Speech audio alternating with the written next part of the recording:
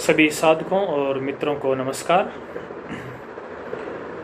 इस व्याख्यान के अंतर्गत हमें षड दर्शनों के संक्षिप्त परिचय को जानेंगे। ये जो 6 दर्शन है, दर्शनों में इनका स्थान बहुत ही उच्च है और भारतीय दर्शनों में यह अपना एक बहुत ही महत्वपूर्ण स्थान रखते हैं।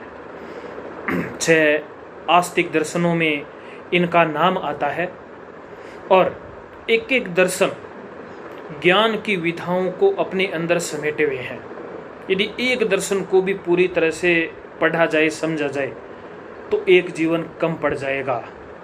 इन दर्शनों में जो सबसे पहला दर्शन है वह है मीमांसा दर्शन, जिसको पूर्व मीमांसा के नाम से भी हम जानते हैं, और इसके जो रचनाकार है वह है महर्षि जैमिनी।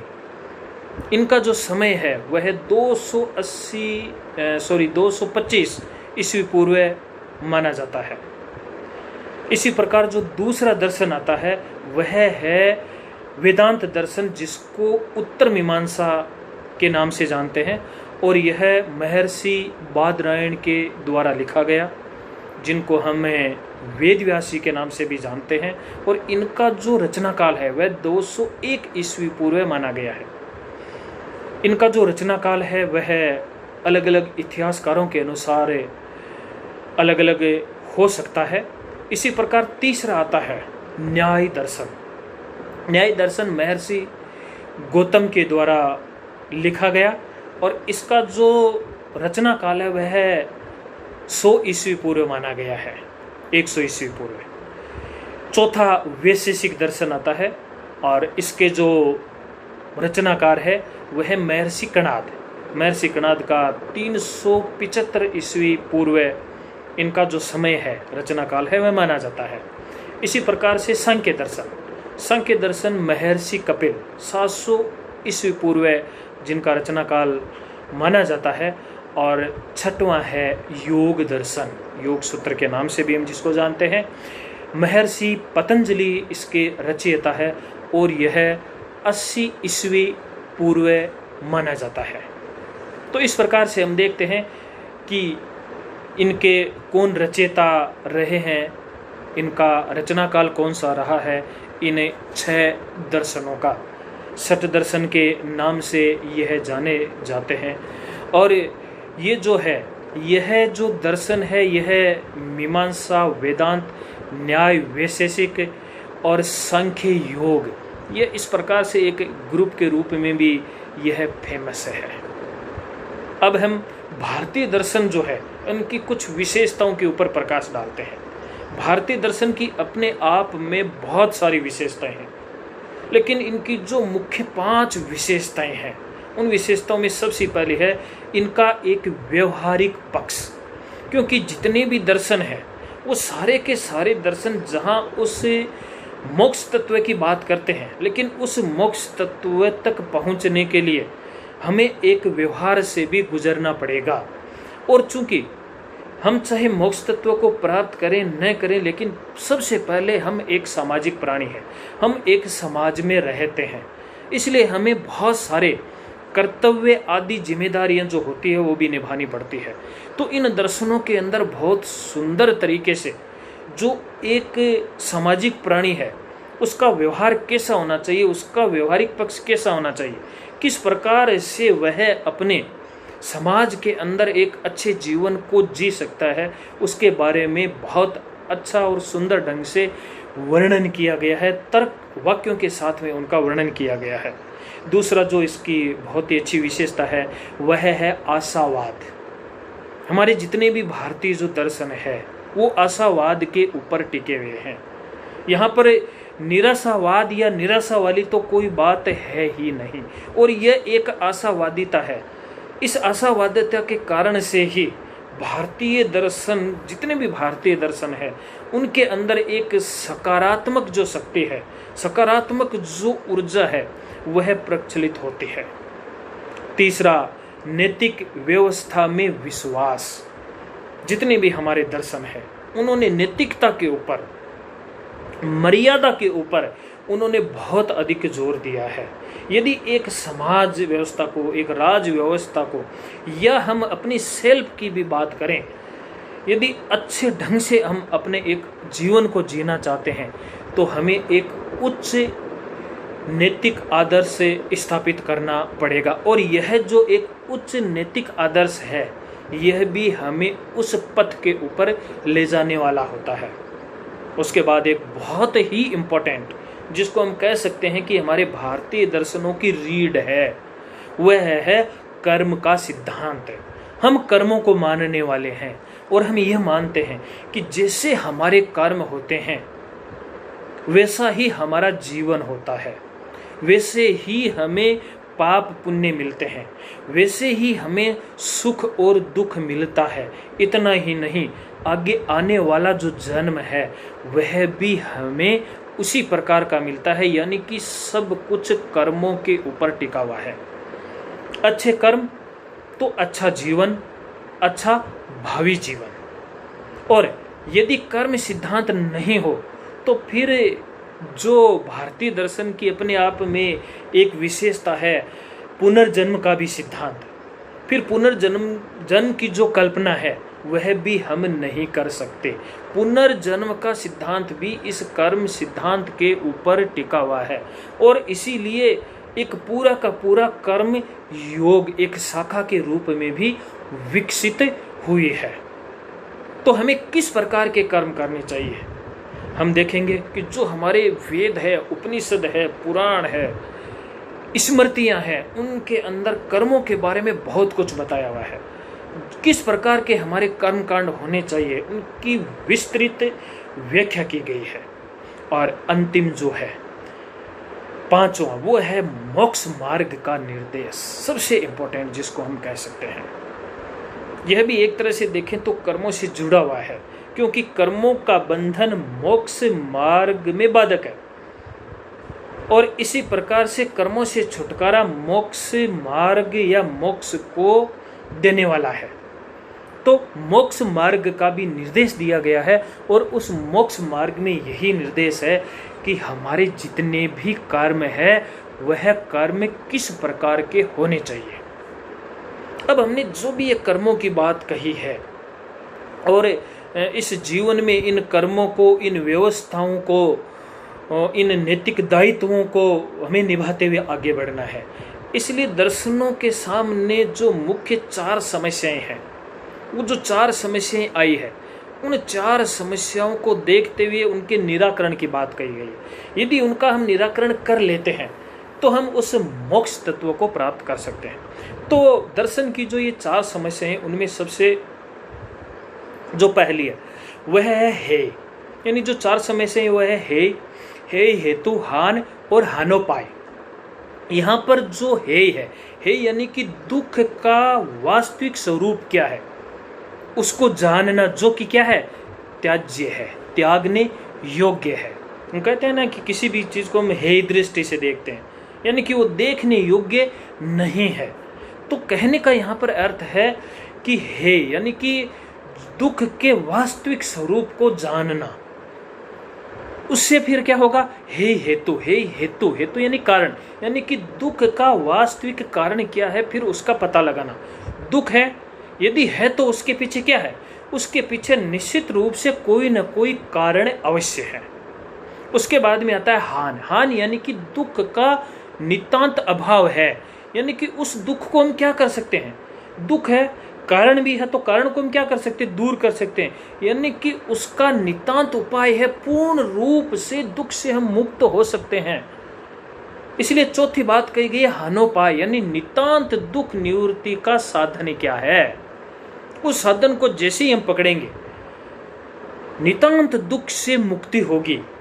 नितांत दुख से मुक्ति यानी कि सर्व प्रकार के कर्म संस्कारों से मुक्ति, और यही अंतिम अवस्था मोक्ष की है। अब हम सबसे पहले आते हैं इन 6 दर्शनों में पूर्व मीमांसा में। पूर्व मीमांसा धर्म अथवा वेद विषय के विचार, इसी को मीमांसा कहते हैं। और इसके प्रवर्तक जैसा कि कहा महर्षि जैमिनी है, और इसके अंदर अध्याय जो है 12 है और कुल 2731 इसके अंदर सूत्र है। आकार की दृष्टि से ये सबसे बड़ा दर्शन माना गया है और इस दर्शन का जिज्ञास्य विषय धर्म है। इसलिए मीमांसा का जो सबसे पहला जो सूत्र है, श्लोक है, वह है अथा तो धर्म जिज्ञासा। तो यह विषय, इसका जो विषय है वह धर्म को जानना है और इसमें अभ्युदय और जो निःश्रेष की बात कही गई है, अभ्युदय और निःश्रेष यानी कि इसके अंदर इस जगत की, इस प्रकृति की बात कही गई है और उसे मोक्ष की यहाँ पर बात कही गई है। यज्ञों की दार्शनिक दृष्टि से इस मीमांसा दर्शन के अंदर विस्तृत रूप से व्याख्या की गई है। मीमांसा दर्शन के मुख्य जो 3 भाग है, उनमें जो प्रथम भाग है उसमें ज्ञानोपलब्धि के मुख्य साधनों पर विचार किया गया है, जिसमें प्रत्यक्ष है, अनुमान है, उपमान है, शब्द है, अर्थापत्ति है, अनुपलब्धि है, इनके बारे में विस्तृत चर्चा की गई है, विचार किया गया है। दूसरे भाग में आध्यात्म विवेचन की बात कही गई है और जो तीसरा भाग है उसमें कर्तव्य की समीक्षा की गई है, जिसके अंतर्गत निष्काम कर्म और आत्मज्ञान की बात आती है। उसके बाद में आता है हमारा वेदांत दर्शन। वेदांत दर्शन जिसको हम उपनिषद के नाम से भी जानते हैं। वेदांत शब्द का अर्थ है वेदस्य अंतः, अंतिमो भाग इति वेदांत, यानी वेद के अंतिम भाग उपनिषदों का नाम ही वेदांत है। और इसके प्रणेता जो है बादरायण यानी कि महर्षि व्यास है और इसमें 4 अध्याय और सूत्रों की संख्या 555 बताई गई है और इसका जो उद्देश्य है वह है परम पिता परमेश्वर या परम पिता परमात्मा के बारे में बतलाना, आत्मज्ञान आत्मविद्या के बारे में। इसीलिए इन उपनिषदों को यानी कि वेदांत दर्शन भारतीय अध्यात्म शास्त्र का मुकुटमणि माना जाता है। अब वेदांत के जो मुख्य 3 विषय हैं उनमें है ब्रह्म, जीव और प्रकृति। यहाँ पर जो ब्रह्म है यह शुद्ध स्वरूप जिसको नेति नेति कहा गया है, सबल स्वरूप अमूर्त रूप इसको कहा गया है। और जो बृहदारण्यक उपनिषद है उसमें इसके मूर्त और अमूर्त रूप की बात कही गई है। इसी प्रकार जीव की यदि हम बात करें तो जीव नित्य है, यह न जन्मता है और न मरता है, नित्य शुद्ध बुद्ध मुक्त पूर्ण ज्ञानमय सुखमय और शांतिमय है। इस प्रकार से जो जीव है उस जीव की व्याख्या उपनिषदों के अंदर की गई है। इसी प्रकार से प्रकृति की बात आती है। प्रकृति के लिए कहा गया है कि यह माया है, यह प्रकृति इस जगत का उपादान कारण है। हालांकि यही चीज आगे हम सांख्य के अंतर्गत भी पढ़ेंगे। इसी प्रकार से नेक्स्ट आता है न्याय दर्शन। न्याय दर्शन जो हमें सत्य की ओर ले जाता है या सत्य का दर्शन कराता है वह न्याय दर्शन है। न्याय दर्शन को प्रमाण प्रधान शास्त्र भी कहा जाता है और इसको आनवीक्षिक की विद्या भी कहते हैं। न्याय दर्शन का जो परम प्रयोजन है वह है अपवर्ग। अपवर्ग यानी कि उसे मोक्ष को प्राप्त करना। और न्याय दर्शन में कुल 16 तत्वों का वर्णन किया गया है। न्याय दर्शन में 5 अध्याय 84 प्रकरण और 528 सूत्र इसमें मिलते हैं। प्रथम अध्याय में 16 पदार्थों के उपदेश से लक्षण तथा प्रयोजन, दृष्टांत, सिद्धांत, तर्क, अवयव, निर्णय, वाद, हेत्वाभास के बारे में बताया गया है। द्वितीय जो इसका अध्याय है, द्वितीय अध्याय में संशय और प्रमाणों की विस्तृत व्याख्या की गई है, विस्तृत परीक्षा की गई है। तृतीय अध्याय में आत्मा, शरीर, इंद्रिय, बुद्धि और मन का विस्तार से वर्णन और उसकी परीक्षा हुई है। चतुर्थ जो इसका अध्याय है उसमें प्रवृत्ति दोष, फल, दुख और अपवर्ग की परीक्षा बहुत ही रुचिकर ढंग से की गई है। और इसका जो 5वां और अंतिम अध्याय है उसमें 24 जाति, 22 निग्रह स्थानों की विस्तृत व्याख्या की गई है। इसी प्रकार से वैशेषिक दर्शन आता है। वैशेषिक दर्शन यह विशेष पृथ्वी आदि परम सूक्ष्म भूत तत्वों का नाम विशेष है। और वैशेषिक दर्शन में पदार्थ 6 है, जिसमें द्रव्य, गुण, कर्म, सामान्य, विशेष और समवाय है। जैसा कि हम जानते हैं कि इस दर्शन के जो रचयिता थे महर्षि कणाद थे, और कहते हैं कि कणाद भी उनका नाम इसलिए पड़ा क्योंकि ये इतने सरल स्वभाव के थे और इतने संतोषी थे कि जब किसान लोग अपना धान और काट लेते थे तो पीछे धान के जो कण बिखरे रहते थे, उन एक एक कण को, धान के कणों को चुग चुग करके ये क्या करते थे, एक एक कण को उठा उठा करके एकत्रित करके और उसी से वो आराम से अपना खाना बना के और जीवन का निर्वाह वह करते थे। इसलिए इनका नाम महर्षि कणाद पड़ा। तो यहाँ पर जो इन्होंने द्रव्य बताए गए हैं, पदार्थ जो बताए गए हैं 6, उनमें द्रव्य, गुण, कर्म, सामान्य, विशेष और समवाय है। इसी प्रकार से द्रव्य जो है वो 9 बताए हैं। उन 9 में पृथ्वी, जल, तेज, वायु, आकाश तो है ही, साथ में काल, दिशा, आत्मा और मन की भी बात कही गई है। गुण 24 है, उसमें स्पर्श, रस, रूप, गंध, संख्या, विभाग, संयोग, परिणाम, पार्थक्य, परत्व, बुद्धि, सुख, दुख, इच्छा, द्वेष, धर्म, अधर्म, प्रयत्न, संस्कार, स्नेह, गुरुत्व और द्वैत्व। इसी प्रकार कर्म के भी उन्होंने 5 प्रकार बताए। उनमें उत्क्षेपण, अवक्षेपण, आकुंचन, प्रसारण और गमन। यदि हम ये कर्म के 5 प्रकार या गुरुत्व है, द्वैत्व है, इनके बारे में यदि पढ़ें तो वास्तव में महर्षि कणाद ने आज से हजारों साल पहले एक शुद्ध विज्ञान को प्रकट करके रख दिया था। उन्होंने बता दिया था कि सृष्टि के अंदर जिन तत्वों की हम बात करते हैं वो किस प्रकार से बने हैं। सबसे पहले कणाद ने कहा था कि इस सृष्टि का जो निर्माण है, इन पदार्थों का निर्माण है, वो एक बहुत ही अभाज्य परमाणु से मिलकर के बना हुआ है।